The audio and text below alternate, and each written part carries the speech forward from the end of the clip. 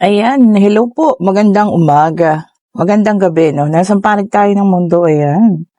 Pasensya na po ha, at tayo hindi nakapag-reading ng mga ilang araw for some unfortunate events. O, ayun po.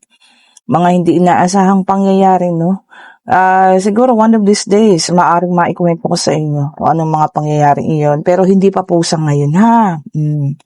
Okay, ayan. Na-miss ko kayo. Na-miss nyo ba ako? O, ayan. Sana naman na-miss nyo ako, ha? Okay po. So, tignan na natin kung kaninong energy ang ating makukuha ngayong araw na to. At ang bilis naman, tingnan nyo, dalawa agad. O, diba naman?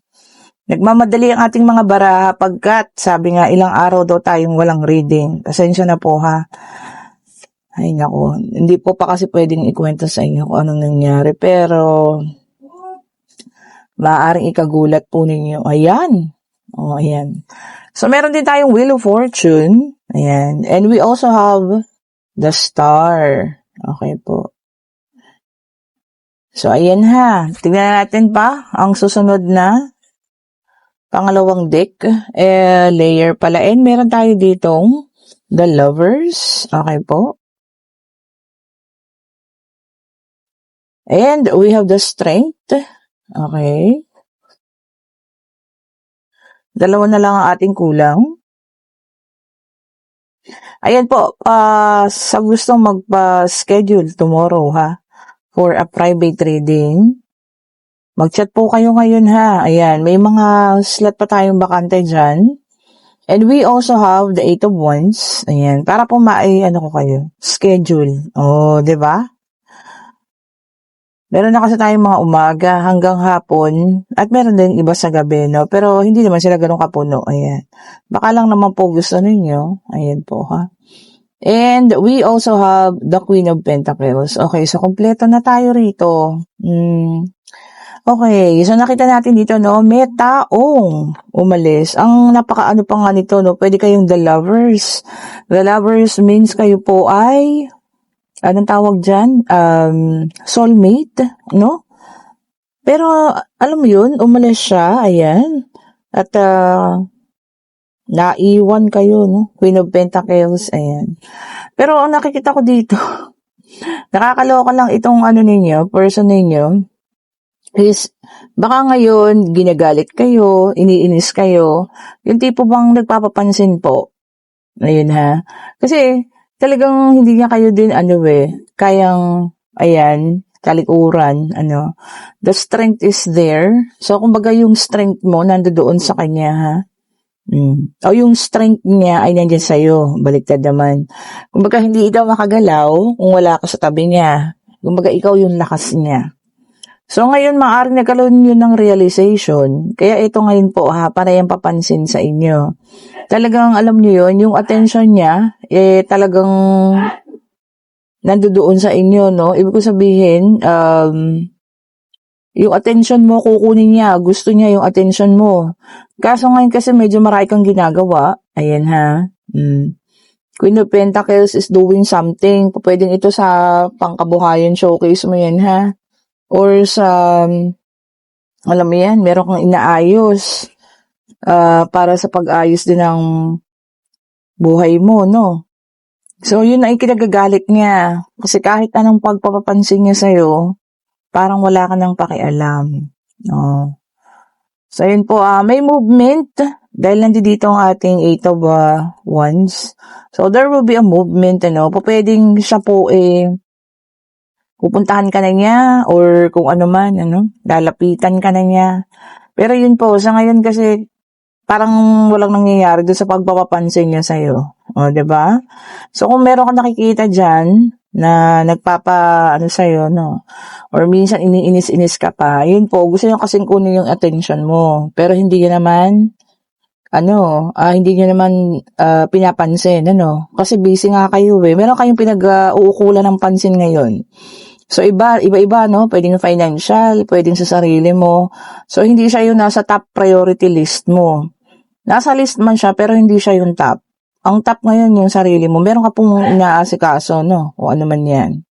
And then, we have the Two of Swords. Ayan. Ito lang yung mangyayari, no? You will be torn. Ayan, maiipit ka. Maaari kapag ka ito ay pumunta na, no, or lumapit sa'yo, baka maipit ka dun sa inaasikaso mo at sa taong nagpapapansin na ito. O, 'di ba? Parang importante yung bagay na ginagawa mo, ha? Mas importante kaysa sa kanya. Oh, yan. And it also includes yung maaring employment or you're building something. Meron kang ginagawa. O pwedeng employment, ha? O pwedeng panibago mong trabaho o kung ano man, ano. Siyempre, mas sa top priority natin yun kaysa yung mga taong nagpapapansin, ano, na gumawa ng problema tapos nagpapapansin ngayon. Ayun, magiging hasty daw siya, no? Ayan. Ibig sabihin, lalakasan ng loob. Sabi ko nga sa inyo, maaring puntahan kayo kung nasan man kayong lugar, ha. Sabi ko nga, take only what resonates pwede pong sa inyo itong reading, pwedeng sa kanya. Kung sa inyo man, take it. Sabi ko nga, no, kunin ninyo. Kung hindi naman, ay pass the video po. And we also have the Nine of Swords. Ayan. Ayun, may takot na siya. Kasi siguro dati, isang niya lang, pagpapapansin sa'yo, bumibigay ka agad. Pero ngayon, hindi eh. So, yun nga, halo-halo na emosyon, takot, galit, inis na siya, ganyan ano. Kasi hindi na niya makuha ang atensyon mo. Ayun, sakit. 'Di ba? Well, ganun talaga po. Sabi ko nga, 'di ba? Hindi naman natin araw-araw pipiliin yung taong yun, especially kung may mga magaganda lang nangyayari sa buhay. And isa pa to, no? Naghihintay ka ng good news. 'Di ba? Magandang balita. Yun, doon tayo nakafocus. Baka meron na, no? May naantay kayo. Kung ano mang balita yan, whether it's financial or pag-alis mo or whatsoever, ano. So, ayun, yun ang inaano mo ngayon, inaasikaso. And you are also, making investment daw. Ayan. Siguro mas pinili mo lang mag-invest ngayon doon sa wala kang talo kaysa sa, alam mo yun, damdami sa taong ito. 'Di ba? So, sabi nga, you're doing great as of the moment, ano. Nang wala siya sa tabi mo. Yun naman, ang no, hindi niya matanggap. 'Di ba? Ganun talaga. And we have the Magician here. And sabi niya rito, no, you are directing your will. Kung ano talaga yung kagustuhan mo ngayon, ikaw ang nasusunod. And ayun, magta-try siyang mag-send sa'yo ng romantic proposal. Baka yung namutawad, magtatanong kung may pag-asa ba ba, or ano man, o kung ano man, ikaw na pong bahala, ha? Sa sobrang busy mo ngayon, kaya siguro kayo may ipit sa sitwasyon, ano. And ito pwede sa iba naman, ha? Okay po, tignan natin. And we have the Five of Pentacles, Earth sign, Taurus, Virgo, and Capricorn. For some of you, no, meron pong kahirapan, nahaharapin. Ayan. Baka nagkaroon ng overspending, poverty daw kasi, no, or paghihirap. O kung kanino man yan, ha. Or, alam niyo yun, nasagad ang mga credit cards. Yun ang mahirap po, Tapos bayaran, alam niyo na. So, ayun. And then, Nine of Cups, we have the water sign, Cancer, Scorpio, and Pisces. Ito naman sa mga water sign, ha. Yung natin, emotion daw po, magiging stable na. Emotional stability para sa mga water sign, ha. Maganda yun. Ibig sabihin, hindi na masyadong nasasaktan, hindi na rin tawag nito, madaling maluha, ganyan, So, yung emotion natin is stable na. And for mga fire sign, meron tayong the sun. Ayan. Pleasure. Naku.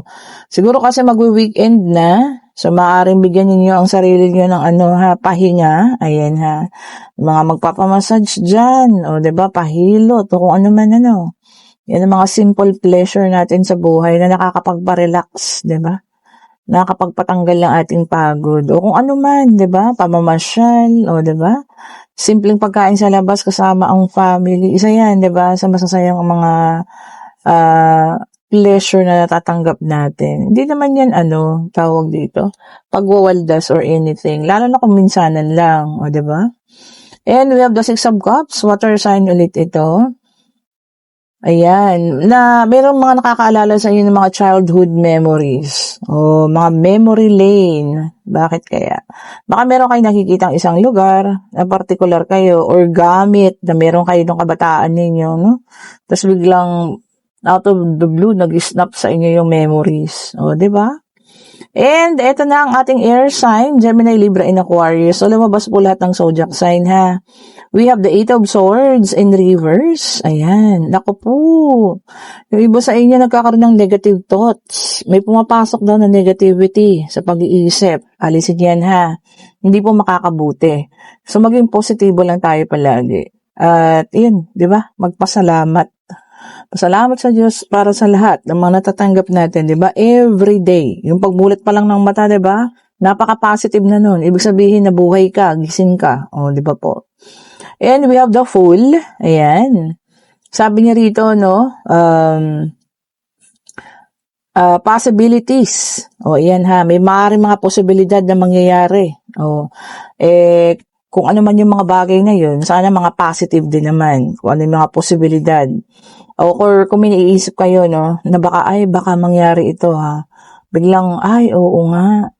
Baka nga, ganun, So, ibig sabihin may possibilities at naiisip nyo na rin na maaring posibilidad na mangyari mga bagay na yun, And then, meron tayong the Hangman, water sign ulit. Ito, ha. Sabi niya rito, no, yung iba sa inyo, magkakaroon ng enlightenment. Ayun. Diba? Baka meron mga pangyayari na parang kine-question ninyo. Bakit nangyari yun? So, ayun na nga, merong enlightenment, ha? Or paglinaw ng mga bagay-bagay. Ayan. At least, nalinawan. Kaysa yung palagi na lang malabo siya sa isip mo, diba? Sa puso mo. O kung ano man yan, closure man yan, na hinihingi mo, at least, magkakaroon ng enlightenment, diba? And we have the Two of Swords. For some of you talaga, magkakaroon ng difficult decision or mahirap na pagdedesisyon, ha? Whether it's for love life, financial, or kung ano man, hopefully po, mapili ninyo ang tamang desisyon. Kasi nga, sabi nga, hindi po pwedeng hindi. So, kailangan ninyong magdesisyon if it's difficult or whatsoever po. Kahit gaano kahirap nga, kakailanganin niyo po magdesisyon.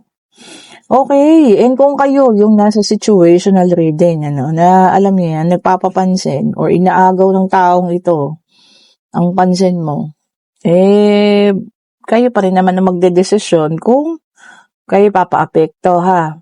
Kasi you are focused on something. Kaya lang, alam niyo yung ginugulo niya kayo kasi gusto niya nga makuha yung attention ninyo.